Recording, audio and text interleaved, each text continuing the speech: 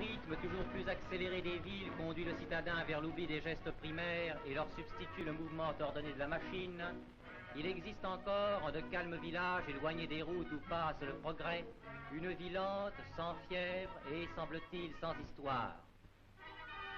Le soleil y donne le signal du réveil. De la montagne où le pâtre a vu croître et décroître la lune, à la ferme où se prépare le dur labeur quotidien, les siècles n'ont rien changé, ni au site, ni aux gens, ni aux mœurs. Ce petit village n'est-il pas la réplique mille fois semblable aux milliers de villages de toutes les latitudes, avec seulement pour les situer dans l'espace les tonalités différentes des climats et des races? Charité bien ordonnée commence par soi-même, dit-on. Telle ne semble pas être la devise de ces paysans qui, dès le lever du jour, bien loin de penser à eux, s'empressent d'apporter aux bêtes leur pâture quotidienne. Un contraste semble être passé entre les uns et les autres. En effet, c'est en service multiple de la part des bêtes que les paysans se trouveront remboursés de la nourriture distribuée. Du chien qui gardera la maison et disciplinera les troupeaux, du chat qui éloignera du grenier les rats et les souris, du cheval qui traînera la charrette ou tirera sur le soc pour ouvrir le sillon, aux autres bêtes qui donneront leurs produits ou leur chair, toutes sont utiles à la vie campagnarde. On traite la vache, et le bon lait tout chaud part aussitôt vers la cuisine.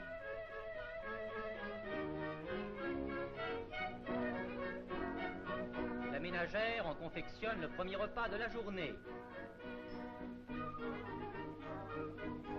Cependant que la toilette des enfants fait retentir de leurs cris la cour de la ferme.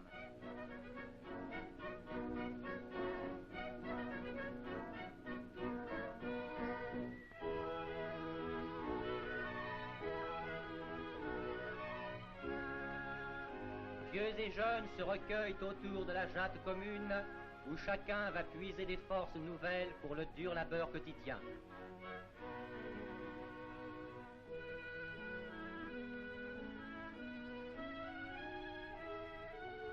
Déjà, hommes et femmes ont rejoint les champs. À la maison, ceux qui touchent au bout de la route méditent, attendris, sur celui dont les pas s'y engagent à peine.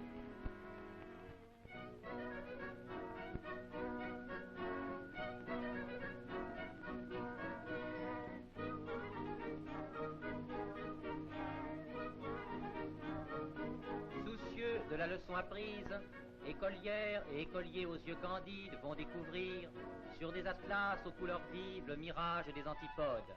Combien d'entre eux le sol natal et les soins constants qu'ils requièrent laisseront-ils s'embarquer sur le paquebot de leurs rêves? C'est en effet une rude tâche que celle de ces montagnards. Il n'est point question pour eux de ces machines modernes que l'homme guide sur la glèbe et regarde accomplir son formidable labeur.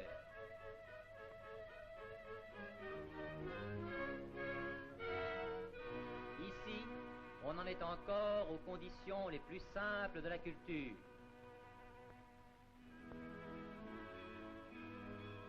L'Angélus met un point d'arrêt à l'effort humain qui, même dans les jours les plus longs, aura pour terme les premières lueurs du soir.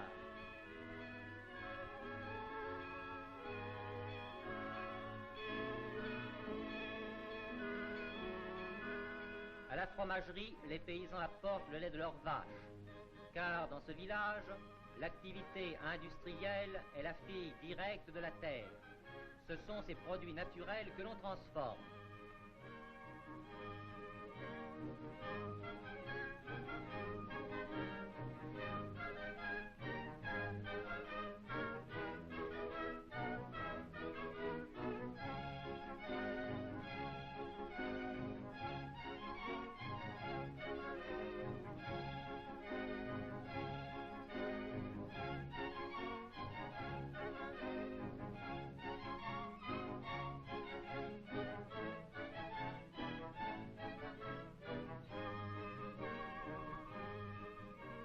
Cette appétissante meule de gruyère attendra dans la fraîcheur de la cave le moment de réjouir le palais.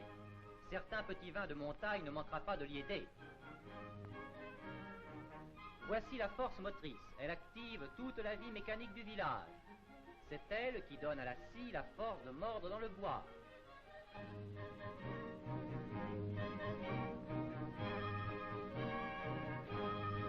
Mais la machine à bras ou à pied est la plus communément à l'honneur. Des générations d'artisans l'ont transmise les unes aux autres, sans en modifier l'aspect ni alléger l'effort qui le sollicite. Néanmoins, cette tisseuse fabrique un superbe plissé-soleil, avec lequel plus d'une belle éblouira son galant. Plus rudimentaire encore se manifeste l'art du sabotier.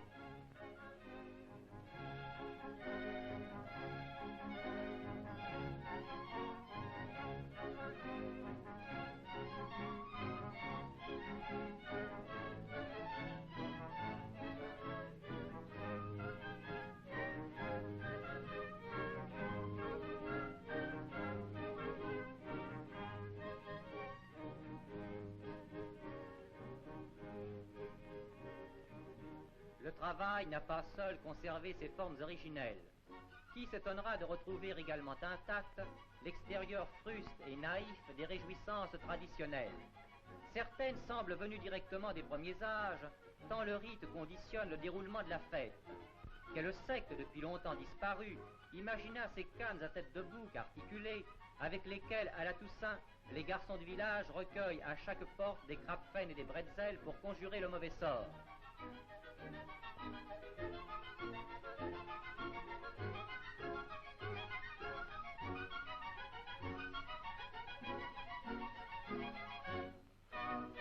En novembre, la bénédiction des chevaux de trait, le jour de la Saint-Léonard, patron du bétail, n'est-elle pas la survivance d'une très ancienne prémunition?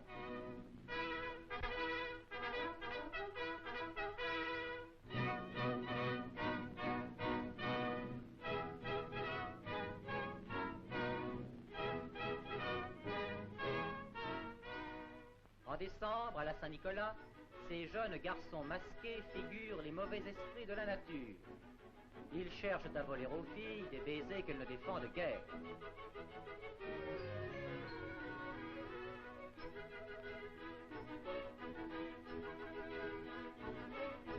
Saint-Nicolas les exorcise et les emmène l'assister dans sa visite aux enfants. Les méchants sont réprimandés. Aux sages, il donne des gâteaux.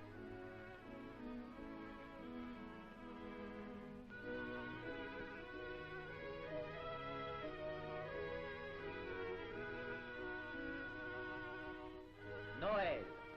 La fête de la Nativité donne un aspect vivant à la légende de l'enfant Dieu venu sur terre enseigner aux hommes à s'aimer les uns les autres.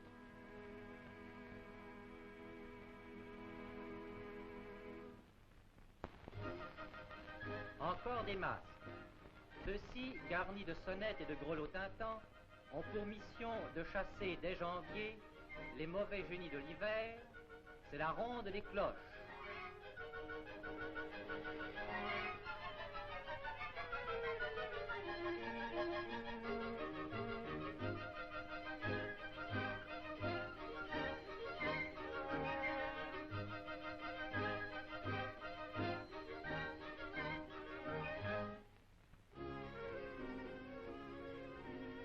Nous voici en février. Un modeleur habile compose des masques fantastiques destinés à figurer dans une mascarade qui dissipera la neige et le gel pour que puissent lever le grain et les bourgeons éclore.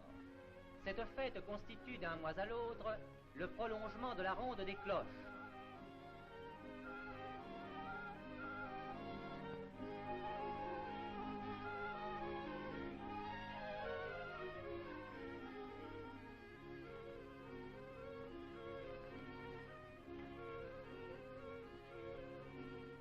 Les masques à moustaches figurent la force masculine, les autres la grâce et la douceur féminine.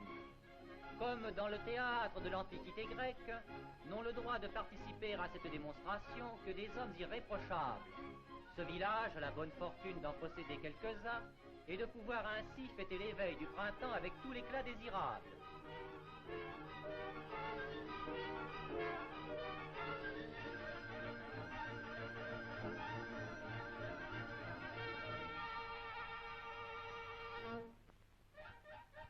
Une fête des corporations se tient en mars.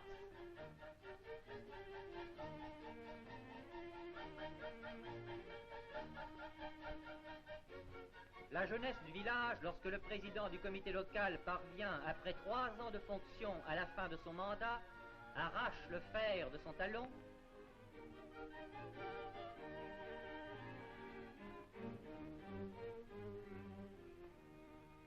Et sur le champ le fixe à celui de son successeur. Sur les hautes altitudes est célébrée en avril la fête du fouet. C'est ainsi que l'on chasse les dernières intempéries de l'hiver pour restituer aux moutons le savoureux tapis des versants montagnards. Sur la place du village, on dresse l'arbre de mai.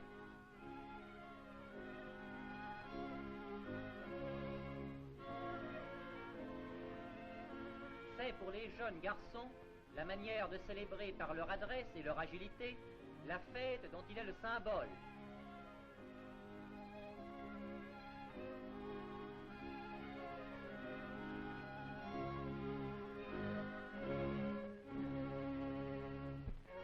À la Saint-Jean, un feu de bois éclaire la nuit la plus courte de l'année. La ronde folle qui l'entoure perpétue le rite des premiers hommes adorateurs du feu.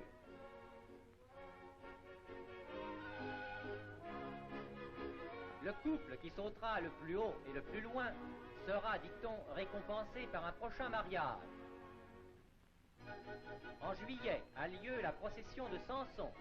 Le héros de la Bible y est représenté, mettant sa force au service des petits et des faibles.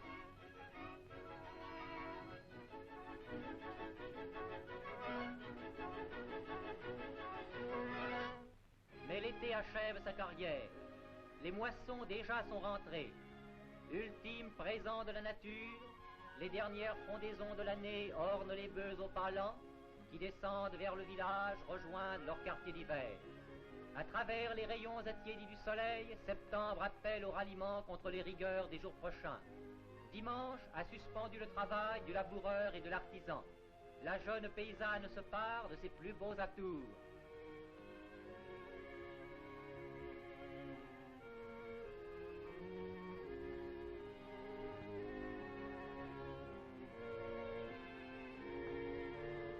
Dans le matin encore lumineux, s'en vont s'agenouiller les femmes à l'ombre immobile de la croix.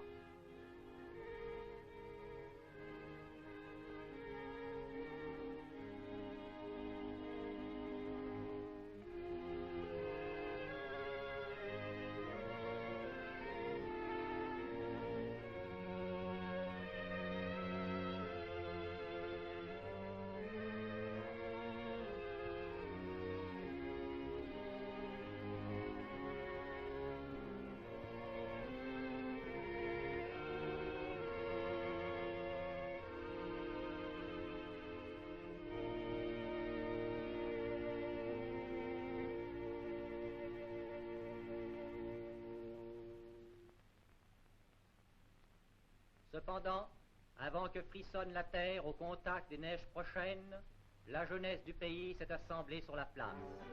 La danse l'emporte.